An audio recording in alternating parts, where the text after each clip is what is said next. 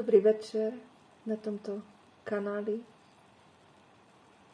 Pozdravujem vás.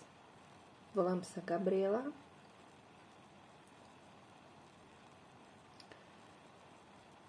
Moje božstvo ma v poslednom čase vedie k tomu, aby som sa zviditeľňovala a spočiteľňovala.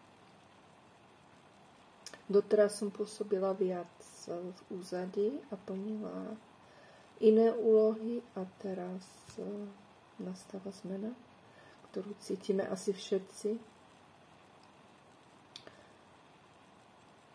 Celoplanetárne na Zemi, spoločensky, aj asi každý vo svojom živote.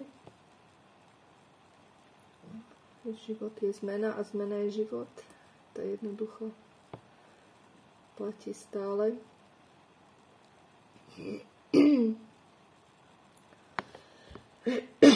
Čistí sa mi stále hlas. Tam pracuje takisto energia. Uvoľňuje sa niečo. Ja to neanalýzujem, nerozoberám, nemusím poznať všetky príčiny, len sa tomu odovzdávam, čo sa deje tomuto procesu, ktorý teraz u mňa prebieha. Nie je vždy veľmi komfortný.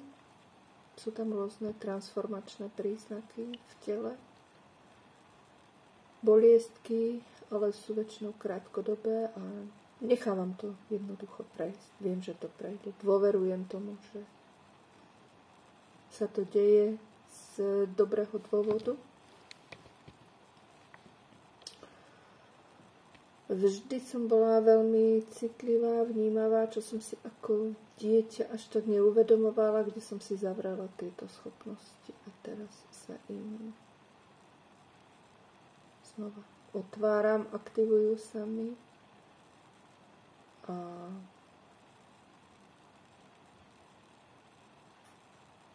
chcem ich používať v prospech celku.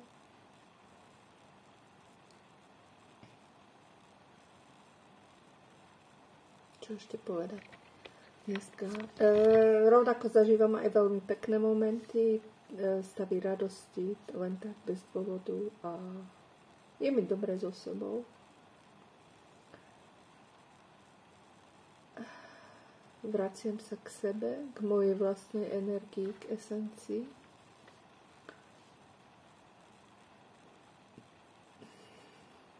Neviem, čo bude ďalej nasledovať, netuším. Ale možno tuším, len to ešte nie je také hmatateľné, kam srdiečko vedie. No a užívam si jar. Lúče, slnečné teplúčko, prebudzajú sa prírodu, zvieratá, ktoré ma takisto zdravia. A ja ich.